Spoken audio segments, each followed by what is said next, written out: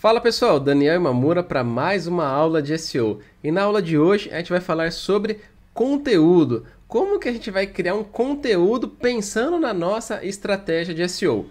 Antes da gente entrar nos detalhes, vamos dizer, técnicos daqui da aula, a gente tem que responder primeiro uma pergunta mais básica. Para que serve o bendito do conteúdo que está lá no meu site? Seja no meu artigo de um blog, na página do meu serviço, na página do meu produto. Para que serve esse conteúdo? Pensando, claro, no SEO.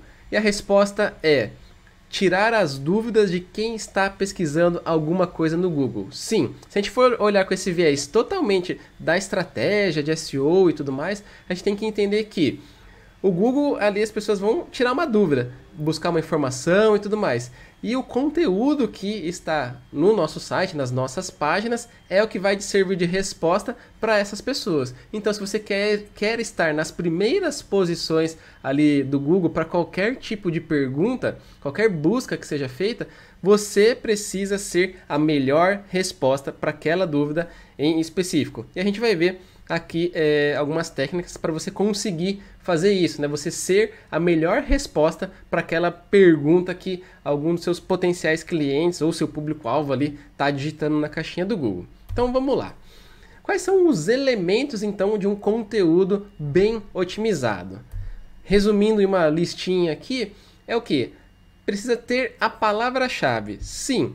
Dentro do seu conteúdo, você precisa citar a palavra-chave, de preferência a palavra-chave exata, da mesma forma que ela é pesquisada lá na caixinha do Google. Senão fica quase impossível de você posicionar, se você não tiver a palavra-chave ali escrita dentro do seu conteúdo. Então já fica aí um alerta.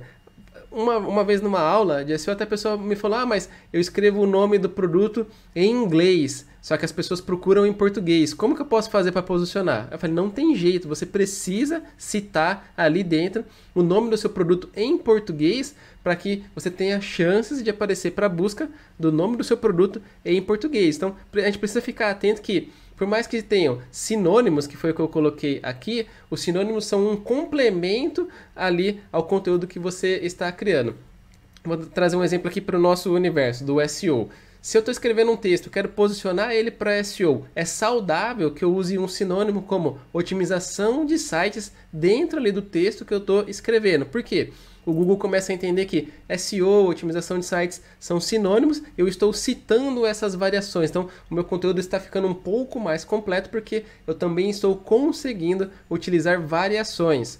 Uma outra coisinha que eu coloquei aqui é a regrinha do 1 para 1. O que é essa regrinha do 1 para 1?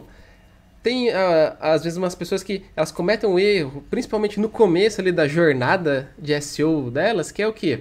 Querer fazer que uma única página ranqueie para diversos termos. Fazer isso é muito difícil, é muito mais difícil você ranquear vários termos para uma página só. O ideal é para que para cada página que você tenha no seu site, você tenha uma palavra-chave que é o seu alvo ali, o seu objetivo de posicionamento. Isso vai facilitar bastante na hora que você estiver aí construindo a sua estratégia. Fazer uma salada de frutas ali, colocando um monte de palavras-chave, imaginando que tudo isso vai ranquear, não dá muito certo. E eu explico por quê. Você só tem uma tag H1, um título, uma descrição, então fica muito difícil de você ter várias palavras-chave diferentes e conseguir usar esses recursos que são únicos ali para cada uma delas. Então é muito mais difícil de você posicionar para vários termos. É possível? Sim, é possível que isso aconteça, mas o ideal é que você utilize a regra do 1 para 1. Uma página para uma palavra-chave. Essa aí é a dica de ouro que eu deixo. E também, ainda pensando aqui na questão das palavras-chave, usar termos relacionados também vai mostrar que o seu conteúdo ele é mais completo. Vou dar de novo um exemplo pensando aqui no nosso universo de SEO. Se eu tenho um artigo que eu quero posicionar ele para busca SEO, eu já citei lá a palavra, né, que é um sinônimo, otimização de sites, eu continuo citando on-page, conteúdo, link building, backlinks, erro 404, redirecionamento, redirect 301, são todos termos relacionados a esse assunto que podem fazer muito bem para o nosso site. A gente vai ver um exemplo prático aqui de como que você vai descobrir quais são esses termos relacionados aí, né? Para que você tenha um conteúdo mais completo. Mas anota aí que faz sentido sim você trabalhar outros termos relacionados ao tema principal dentro daquela página, não tentando posicionar cada um desses termos, mas complementando esse conteúdo aí que a gente vai criar, vai ficar mais claro na hora que a gente chegar no nosso exemplo prático. Depois, é importante a gente ficar atento sobre imagens e vídeos. As imagens, os vídeos que estão ali dentro do nosso conteúdo, eles também fazem parte do que nós chamamos do conteúdo, porque eles ajudam a ilustrar aquele conteúdo que está sendo, vamos dizer, redigido ali naquela página e vão ser complementos. E tem várias formas da gente otimizar, por exemplo, as imagens, como o nome do arquivo, ter a palavra-chave, preencher o atributo alt e mais para frente a gente pode falar aí de como otimizar numa outra aula imagens, vídeos e tudo mais. Depois, os tópicos abordados.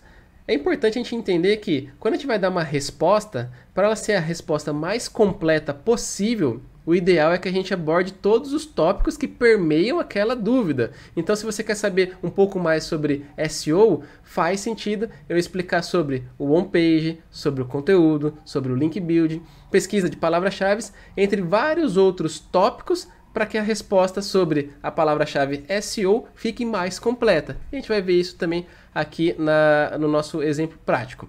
E depois tem a questão da originalidade. Tem gente que se engana que, eu vou pegar um conteúdo que está posicionando lá em primeiro lugar, vou copiar para o meu site, lá para o meu blog, e isso vai me ajudar. Muito pelo contrário, isso aí vai te prejudicar. Por quê? As suas chances de posicionar com esse conteúdo copiado são praticamente zero. Você não vai conseguir fazer isso porque o Google não quer ficar mostrando conteúdo que é uma cópia, um plágio de um outro site que já está lá posicionando. Você sempre precisa estar criando conteúdo original. Eu também trouxe um exemplo aqui para a gente poder ver como que funciona essa questão da originalidade diretamente lá no Google, para vocês verem como é clara essa necessidade de criar um conteúdo 100% original. Então vamos lá, um exemplo de como criar o conteúdo. Vou até sair aqui do meu slide e vou partir para um exemplo que eu já deixei aberto aqui de como otimizar um conteúdo. Vamos supor que eu quero ficar em primeiro lugar para a palavra melhor calculadora científica. Foi um termo aí que eu optei por ficar bem posicionado. Aí qual que é o seu procedimento padrão que você deve fazer sempre que você for criar um novo conteúdo? Você pega essa palavra-chave aí, a sua nova palavra-alvo, você vai colocar aqui na busca do Google e vai ver o que aparece. Beleza, aparece aqui alguns anúncios aqui, né, do Google Shopping, só que não é isso que a gente quer prestar atenção. A gente quer entender como que estão os conteúdos que estão posicionando aqui organicamente. E aí o que eu fiz? Eu abri os 10 primeiros sites que estão aqui na primeira página de resultados para compreender o que cada um deles está abordando, para que eu possa entender o que eles falaram para ficar em primeiro lugar. E aí vamos abrir aqui o primeiro, esse aqui, ó, Review Box. Tá aqui, ó, calculadora científica, quais são as melhores em 2020? Esse aqui é o artigo que ficou aqui, se eu não me engano, em primeiro lugar. Ele está aqui nessa posição de destaque. Aí o que ele aborda aqui dentro? Primeiro, ele já tem um texto aqui que é relativamente longo. A barrinha aqui de rolagem está até pequena. E aí o que ele fez? Ele usou uma estratégia de colocar um índice aqui no começo para que, se o usuário já quiser ir para um tópico específico, ele só clica aqui em uma dessas opções e já vai direto. Mas isso aqui vai até ajudar a gente no vídeo para entender um pouquinho melhor quais foram os tópicos que ele abordou aqui nesse conteúdo. Então, ele colocou aqui, ó, as 7 melhores calculadoras científicas, ele colocou aqui os 7 modelos que ele considera sendo as melhores, né? Porque esse aqui é o resultado da nossa busca, né? As melhores calculadoras científicas.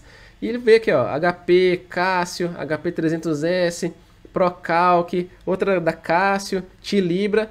Depois ele ainda escreveu sobre um guia de compra, ó, o que são as calculadoras científicas e quais são as vantagens. Calculadora científica ou gráfica é um outro termo aqui que relacionado à calculadora científica e ele abordou aqui. Depois, ó, vale a pena comprar calculadora científica? É provavelmente uma dúvida que também ajuda a complementar esse conteúdo. onde comprar, que com certeza se a pessoa está querendo saber quais são as melhores, a próxima etapa após ela decidir qual que é o modelo de calculadora que ela quer, é onde comprar. E ele já respondeu aqui nesse tópico.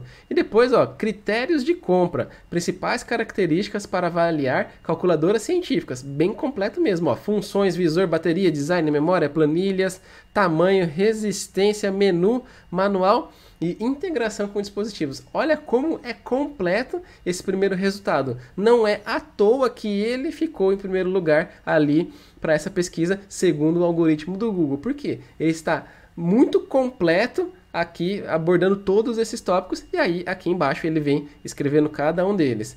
E de novo, não é o tamanho desse conteúdo aqui que está deixando ele em primeiro lugar. É que, devido a ele ter escrito um artigo tão completo, ficou um pouco extenso, mas não tem nenhuma relação direta entre o tamanho e ficar em primeiro lugar ou não. Porque tem gente que fala, quantas palavras eu preciso escrever num texto? Não tem um número mágico. O que a gente recomenda normalmente é que você escreva um texto que tenha no mínimo umas 500 palavras. Por quê? Um texto com umas 500 palavras já tem, vamos dizer, substância o suficiente para ser o mínimo ali necessário para você ter chances de posicionar. Mas às vezes você vai precisar de um texto de 1.000, 2.000, 5.000. Já teve textos que a gente escreveu que deram mais de 20.000 palavras. Por quê? Para abordar todos esses tópicos, por exemplo, o texto ficou bem extenso e era necessário para ele ser o mais completo e ser a melhor resposta para o Google. Beleza, isso aqui, então a gente veio olhando todos esses tópicos e tudo mais. O que você vai fazer? Anotar tudo isso. Quais foram os tópicos que esse primeiro lugar abordou? Por quê? A gente quer passar ele. Aí você deve estar se perguntando, pô, mas se ele já é o mais completo, como é que eu vou passar ele? E aí que está a sacada aqui do nosso procedimento aqui, para você entender como ultrapassar ele. Você fez isso com o site que está em primeiro lugar. Ele já é considerado atualmente o mais completo. Aí você vai fazer o quê? Você vai avançar para o segundo site e vai começar a entender também sobre o que ele escreveu. A gente vê aqui de novo que ele fala sobre as calculadoras em 2020, então eles estão datando o conteúdo, provavelmente o ano faz diferença para esse nicho aqui de pesquisas. Ele está falando aqui nesse segundo lugar sobre a marca HP, Casio. No outro artigo que a gente acabou de ver também falou de HP, Casio. Ele também fez essa estratégia de fazer um sumário aqui sobre, né, o que ele está abordando. Talvez isso aí seja legal de você criar também no seu conteúdo. Ele fala aqui sobre como escolher, que a gente viu também no outro artigo. Ó, ele fala sobre a calculadora científica padrão, que é uma outra dúvida, ó. Adequada para as aulas e aceita nas provas. Às vezes vão ter alguns modelos de calculadoras que não são aceitos para algumas provas. E isso aqui provavelmente é uma dúvida que muitas pessoas têm. Você vai anotar essa parte aqui, ó. Putz, ó, calculadoras que são aceitas em provas. E você vai adicionar a sua lista de tópicos para você poder abordar. E aí você vai continuar aqui, ó, mais intuitiva, fácil de usar, ó, fala sobre o visor. No outro artigo a gente viu também falando sobre o visor, gráficos, a gente também viu no outro texto que eles falam sobre gráficos, cálculos complexos, ó, calculadoras programáveis, códigos fontes, funções, que também tinha no outro artigo, pelo que eu me lembro. Então, tá vendo? Eles têm coisas que são em comum. Então, você já começa a ver se o primeiro e o segundo lugar escrevendo sobre as funções da calculadora, sobre o visor, você vai ser obrigado a escrever se você quiser concorrer com eles. Por quê? Se o seu não estiver falando de visor, você não vai ser a resposta mais completa. Ó, bateria, enfim, ele é bem completo. Aí depois ele começa a falar aqui dos modelos de calculadora, enfim, ela é bem completinha e até mesmo os próprios modelos que eles recomendam, se você puder usar, nesse nosso exemplo, os mesmos modelos, faz sentido, porque provavelmente eles são os modelos mais procurados dessas calculadoras. E aí você já vai estar complementando aqui sua lista. E se de repente juntando os dois, você vê que tem duas listas meio diferentes, fala sobre todos os modelos de calculadora se couber dentro do seu artigo ali que você está escrevendo. Por quê? O seu vai ser, de novo, o mais completo. E aí você vai repetir esse processo aqui que a gente está fazendo em todas as páginas. Ó, de novo, as 5 melhores calculadoras em 2019. Esse aqui ainda não atualizou para 2020. E de novo, a gente vê os modelos de calculadora, onde comprar, tem as lojas aqui, provavelmente ele deve ganhar alguma coisa de afiliado. Ó, tá falando de novo da HP, da Casio, Então, são coisas que vão se repetindo e você precisa ficar atento que esses tópicos, então, são obrigatórios na hora de você escrever. E aí você vai avançando. E um negócio que eu deixei aberto aqui de propósito, que aqui nessa página da Americanas não tem um conteúdo propriamente dito aqui sobre calculadora científica. Mas o que a Americanas fez? Ela colocou aqui nessa área de destaque aqui, que provavelmente é o H1 da página. Vamos até já fazer aqui ao vivo. Vamos ver se isso aqui é o H1 da página. Sim, é o H1 da página. E também aqui no title a gente vê que está aqui, ó, as melhores calculadoras científicas. Eles usaram esses dois recursos para colocar a palavra-chave exato, melhores calculadoras científicas, aqui diretamente no conteúdo. Por quê? Eles sabem que o site deles é bem forte, bem relevante, e eles conseguiram emplacar para essa busca, simplesmente citando a palavra-chave no conteúdo e diversos modelos de calculadora, que provavelmente estão ali sendo similares aos modelos que foram citados anteriormente. A gente vê aqui, ó, tem Cássio, ó, tem HP, então faz total sentido essa página aqui estar posicionando aqui também. Depois, ó, tem um outro aqui, um site sobre engenharia que também fala, ó, sobre as calculadoras, ó, Cássio, HP 50G, já, acho que é a segunda ou terceira vez que a gente vê esse modelo de calculadora. Então, você vai pegando todos os tópicos que eles abordaram. Aqui tinha algumas imagens, mas por algum motivo não está carregando, mas ó, isso aqui, ó, ele colocou uma descrição da imagem, ó. Então essa imagem aqui representava uma calculadora Cássio, aqui uma HP 10S e assim por diante, ó, uma outra HP. As imagens ajudam a complementar o conteúdo. De novo, aqui, ó, o Submarino usou a mesma estratégia de colocar a palavra-chave aqui e listar várias calculadoras logo abaixo aqui no conteúdo. O Mercado Livre também tem melhor calculadora científica, uma categoria, aqui uma página de resultados com o mesmo nome, tudo para posicionar. Por quê? Eles sabem que tem busca para tudo isso aqui. Terminando, tem aqui melhores calculadoras científicas de 2019, um site que parece que é um comparador aqui também. E por último aqui o Buscapé, que acabou emplacando ali porque ele tem vários modelos de calculadora. Analisou todos os 10 primeiros, você provavelmente já vai ter ali um monte de tópicos e palavras relacionadas, termos relacionados, sinônimos, para criar o seu conteúdo o mais completo possível. Aí você agora vai sentar a bunda na cadeira aí, vai escrever o melhor texto que você puder abordando todos esses tópicos e vai publicar. Pô, Daniel, eu publiquei, mas não passei todo mundo. Fiquei em 10º lugar, fiquei em 8º lugar. O que eu faço agora? Vai para a segunda página de resultados aqui, ver o que o pessoal escreveu aqui do 11º resultado até o 20º resultado e o que você pode complementar. Avalia se você escreveu tão bem quanto os primeiros colocados, se você foi tão profundo, tão completo, se você não copiou o conteúdo também, que a gente vai ver o próximo exemplo aqui sobre a questão da originalidade. Não copia o conteúdo, escreve algo totalmente original e vê se você realmente é a melhor opção para essa busca, se faz sentido você estar em primeiro lugar ou se o cara aqui do site Reviewbox realmente criou um conteúdo melhor que o seu. Então, fica ligado que esse aqui é o procedimento que você precisa fazer para criar, então, o seu conteúdo aí o mais completo possível.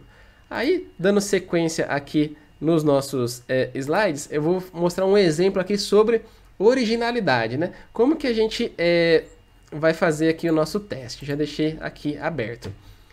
Todo mundo sabe que a Reuters ela manda notícias, né, para vários veículos aí divulgarem uma notícia super importante. Eu peguei uma qualquer que apareceu aqui na hora que eu entrei numa pesquisa no Google, pesquisando sobre Reuters. E o que eu fiz?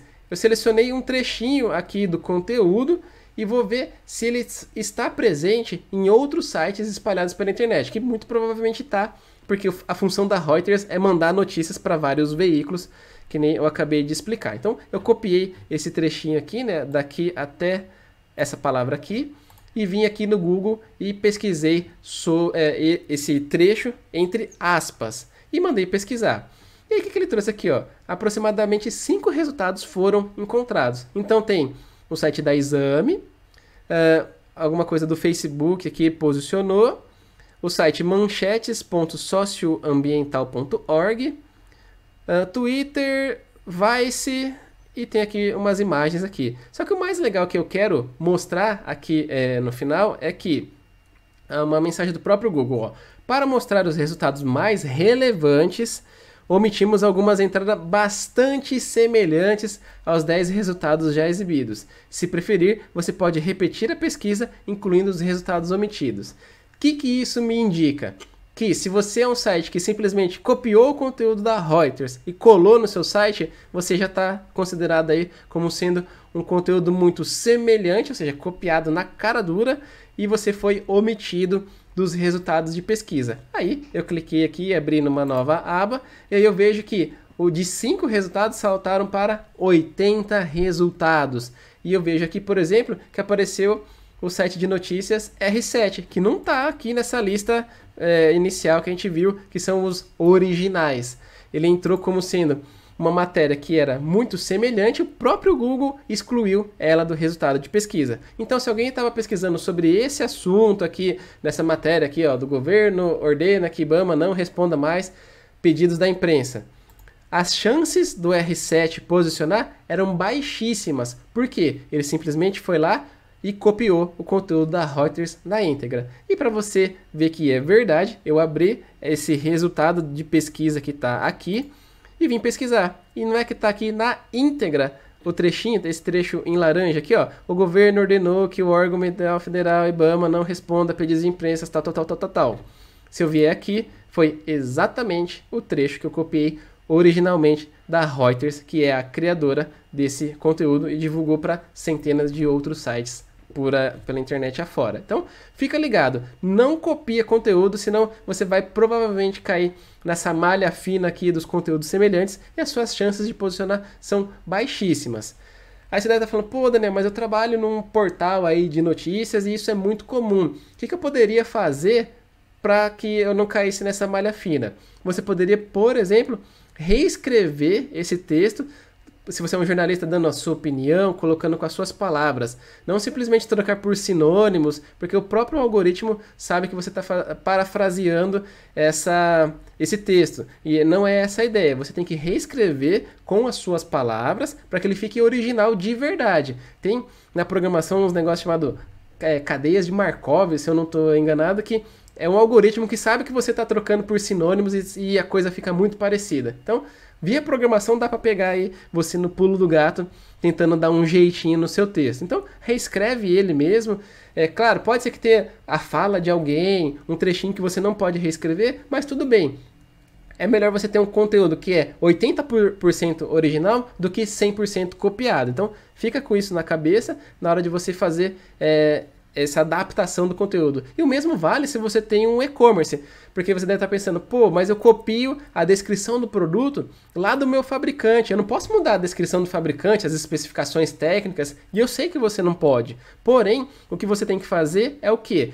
Criar uma descrição de produto que seja complementada com a sua visão sobre como utilizar o produto, dicas para você, sei lá, economizar a bateria, ou para você ver que a bateria realmente é boa do celular, do notebook, diferenciais daquele aparelho, coisas que o fabricante talvez não vai te entregar de mão beijada. E se de repente ele te entrega esses diferenciais, reescreve, coloca com as suas palavras. E aí sim você vai ter, mesmo sendo uma descrição técnica de produto, você vai ter algo 100% original. E se você está na dúvida de como fazer isso, vai dar uma olhada nos produtos do Ponto Frio, Magazine Luiza, esses players grandes. Você vai ver que não tem só a descrição técnica ali naqueles produtos, principalmente os mais caros, como um iPhone, por exemplo, um notebook top de linha. Eles fazem uma mega produção para eles terem um conteúdo muito relevante que sana todas as dúvidas das pessoas que estão interessadas em comprar aquele produto. Então, explicado o nosso exemplo sobre originalidade aqui, vou dar sequência aqui que tem mais um tópico muito bacana ainda que envolve conteúdo que eu quero passar para vocês, que é juntar aqui o nosso funil de marketing, de vendas, a nossa jornada de compra com toda essa estratégia de conteúdo. A gente ouve muito falar sobre marketing de conteúdo, que tem que abordar topo de funil, fundo de funil, o meio do funil. Porque essa é a jornada de compra, que a pessoa às vezes nem sabe que está com aquele problema, está pesquisando sobre uma solução que ali para alguma coisa que está acontecendo na rotina dela, ela esbarra no conteúdo seu, depois ela pode vir a começar a identificar algum tipo de opção para sanar aquele problema e chega por último aqui num estágio que ela está realmente analisando qual a melhor opção para ela fechar ali na hora. Então, transformar visitantes em contatos, em oportunidades e por último em clientes, ou seja, vendas entrando aí no seu bolso. Pegando todo esse funil aqui que aborda todas essas etapas, como que a gente tem que pensar o nosso conteúdo também para SEO?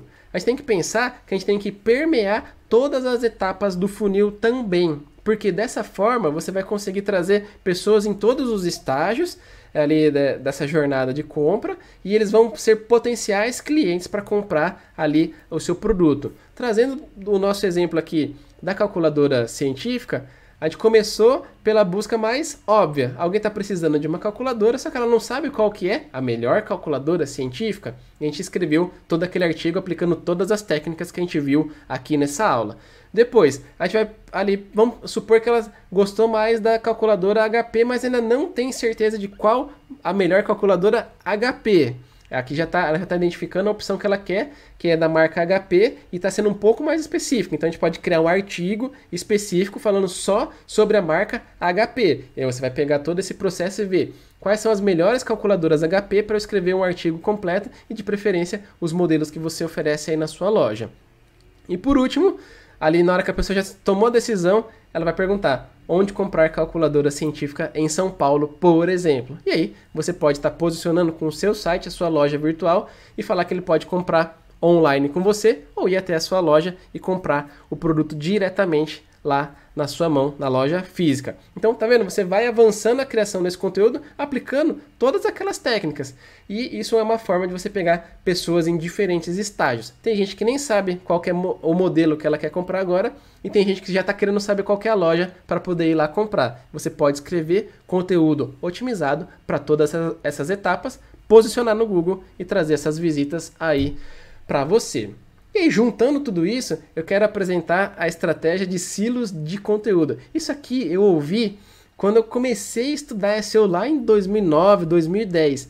E até hoje faz muito sentido, só que eu vejo que no Brasil isso aqui é pouco comentado. Então, isso aí é meio exclusivo aí para você que está assistindo essa aula.